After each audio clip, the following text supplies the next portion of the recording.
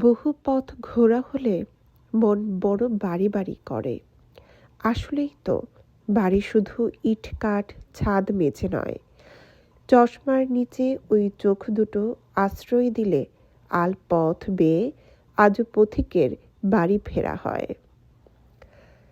বাড়ি কি শুধুই বাড়ি? মোটেও নয়। একটি বাড়িকে কেন্দ্র করে থাকে হাজার স্বপ্ন। একটি বাড়ি হলো একটি ক্যানভাস, একটি আলপনা। মানুষ তার মনের মাধুরী মিশিয়ে একটি বাড়ি তৈরি করে। আর সবচেয়ে অবাক করা বিষয় হচ্ছে, বাবুই পাখির মতো সে বাড়িটিকে সুন্দর করে সাজিয়ে তোলে তার আশেপাশের মানুষগুলোকে নিয়ে। চাঁদপুরে আমার এই বাড়িটিকে কেন্দ্র করে হাজারো স্মৃতি। করোনার সময় 6টি মাস ঘরে যখন বন্দি অবস্থায় ছিলাম, তখন আমার বড় কন্যার ছোট্ট কন্যাকে নিয়ে এখানে আমরা দিন কাটিয়েছি। অনেক আনন্দ, অনেক বেদনা, অনেক হাসি কান্না। বৃষ্টিতে ভেজা, পুকুরে বৃষ্টির রিমঝিম শব্দ, বারান্দা দিয়ে বৃষ্টি দেখা, সন্ধ্যার আলো নিভে যাওয়া গোধূলির সময়, এ যেন এক অন্যরকম অনুভূতি। বাড়ির সামনে আমার শ্বশুরের কবরখানা দেখলে বুকটা হু হু করে উঠত। এই তো জীবন, এখানে আছি, এখানে নেই। আমার বড় মেয়ের বড় হওয়া এখানে, আমার ছোট মেয়েকে নিয়ে এখানে যাওয়া।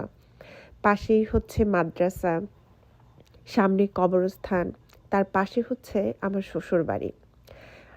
এক যেন আলপনায় সাজানো গোছানো একটি সংসার আমরা গুছিয়েছিলাম এখানে।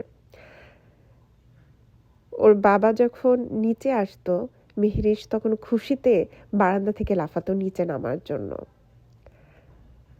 আরেকটু যখন বড় হলো, তখন দরজা খুলে দোতলা থেকে নিচতলায় নেমে দরজা খুলে তার এক দৌড়ে দাদু বাড়ি চলে যেত। সবই এখন স্মৃতি। আমার ছোট কন্যার এখানে বেশ কিছুদিন কাটিয়েছে। ঢাকা থেকে আমরা যখন গিয়েছি, আমার ছোট কন্যার আনন্দ মাহফিলের সময়, এটা হচ্ছে আখেরি মোনাজাতের দিন, 2024 সালের মাহফিল, ঠিক ভোরবেলা, এটা হচ্ছে ফজরে আজান দিয়েছে ঠিক তখন। আমাদের প্রথম ম্যারেজ ডে, এই বাড়িকে কেন্দ্র করে, আমাদের আত্মীয় স্বজনদেরকে কেন্দ্র করে।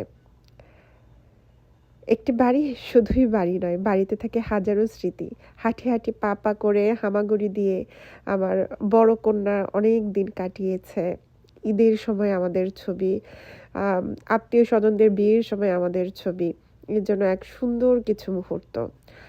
আমার বাবাকে নিয়ে যাওয়ার সৌভাগ্য হয়েছিল। এটা আমার বাবা, আমার শ্বশুরের কবর।